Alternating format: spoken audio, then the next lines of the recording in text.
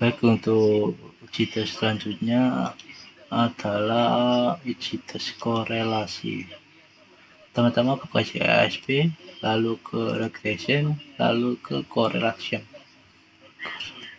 Baik, lalu akan menjadi tampilan seperti ini. Dan saat ini saya akan menguji beberapa contoh, yaitu sebagai contoh kita akan memasukkan kesiapan diri untuk ujian dan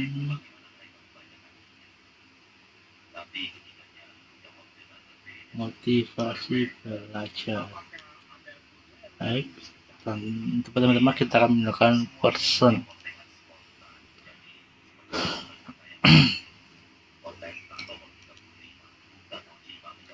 Nah, bisa dilihat di sini hasilnya p-value-nya tidak signifikan atau di atas 0,01, dan untuk skor persennya 0,067, dan ini positif. Jadi jika kita menggunakan scatter plotnya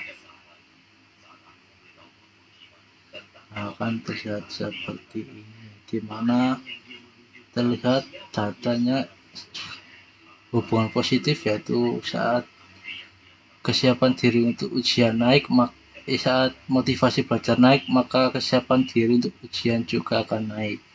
Begitupun sebaliknya.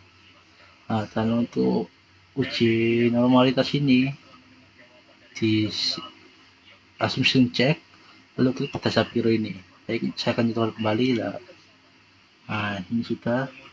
Dan hasilnya p-value-nya di bawah 0,01, jadi tidak normal datanya. Tuh. Baik, untuk multivariat kita akan menambahkan data lagi untuk tes di person. Sekarang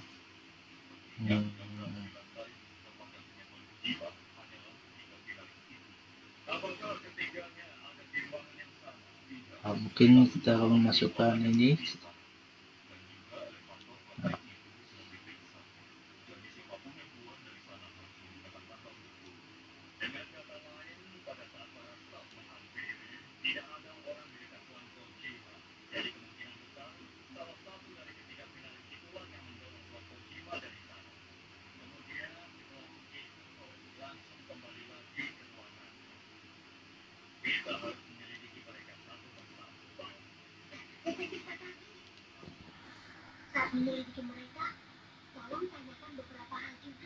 Nah, ini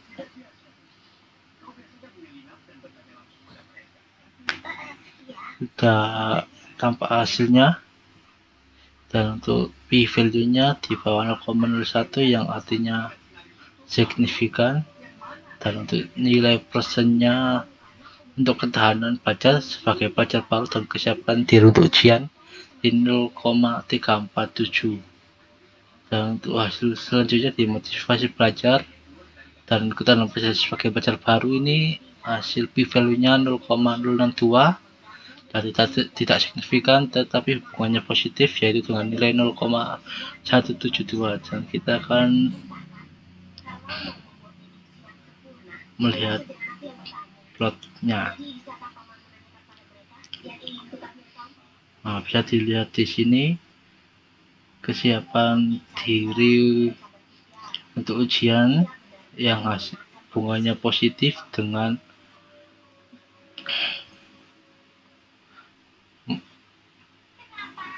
motivasi belajar, dan selanjutnya motivasi belajar dengan ketahanan belajar sebagai pelajar baru, di mana hubungannya juga positif.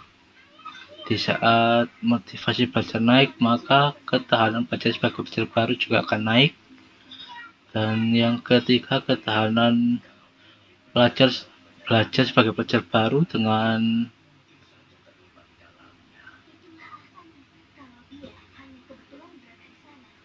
motivasi belajar bisa juga dikatakan hubungan positif juga.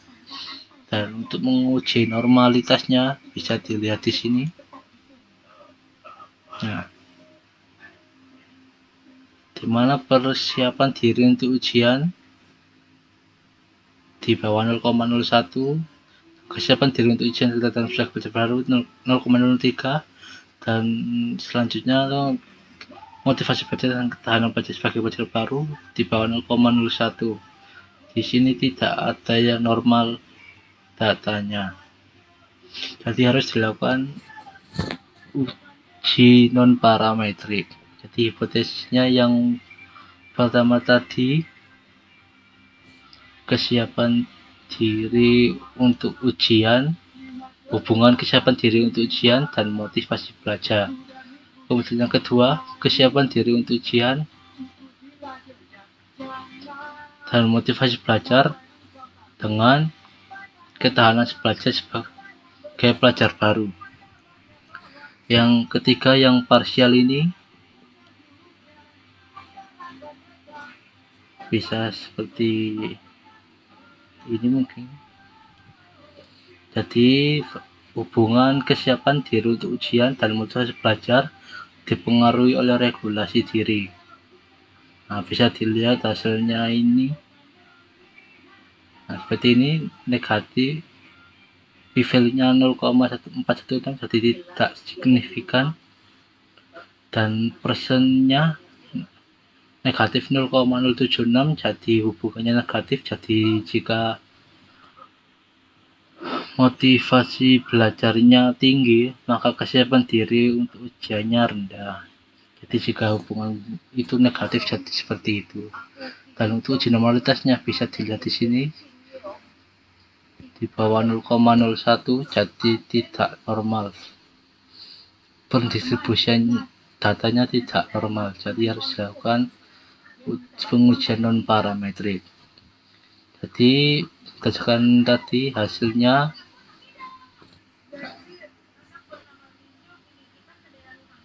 hasil tersebut, nah, hasilnya seperti tadi.